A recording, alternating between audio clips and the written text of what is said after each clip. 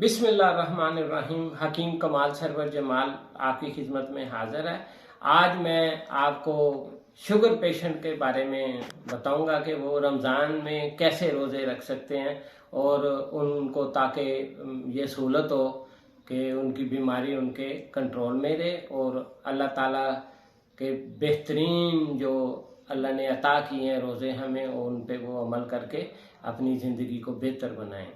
ख़ास कर वो शुगर के पेशेंट जिनकी शुगर पुरानी हो गई है और उनकी एज भी 40 साल से ऊपर है, उनके लिए डाइट प्लान देता हूँ कि सहरी के टाइम आप इस तरह की चीज़ें इस्तेमाल करें जिससे आपको पेट में जलन ना हो। मिर्चें नहीं खाएं ज़्यादा और दही का इस्तेमाल करें, चाय ज़्यादा नहीं पिएं और पराठा कोशिश करें पराठा ना खाएं, सादी रोटी खाएं और ताकतवर चीज़ें खाएं।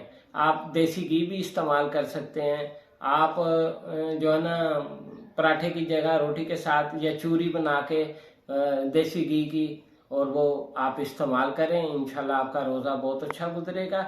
और अफ्तारी के टाइम आपने ये करना है कि आपने सारा दिन जो आपने कुछ नहीं खाया, आपको एनर्जी की चीज़ें चाहिए, तो आपने ड्रिंक में क्या पीना है? आपने ड्रिंक में सादा पानी पीना है या ज़्यादा से ज़्यादा आपने कोई ऐसी पानी में चीज़ डाल लेनी है।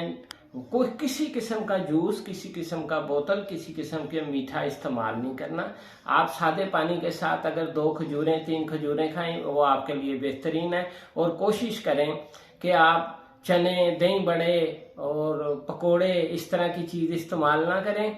आगे जो अभी रमज़ान आ रहा है वो आपको पता है मार्च के महीने में आ रहा है। इस महीने में आपको खरबूजा अच्छा मिल जाएगा, आप खरबूजे का इस्तेमाल करें, वो आपके लिए बेहतरीन ग़िज़ा है, उसको ग़िज़ा के तौर पे इस्तेमाल करें। तो इंशाल्लाह अगली वीडियो में मैं कुछ और चीज़ें भी बताऊंगा जो आप इस्तेमाल करें तो आपके लिए बहुत फ़ायदा है। अल्लाह हाफिज़।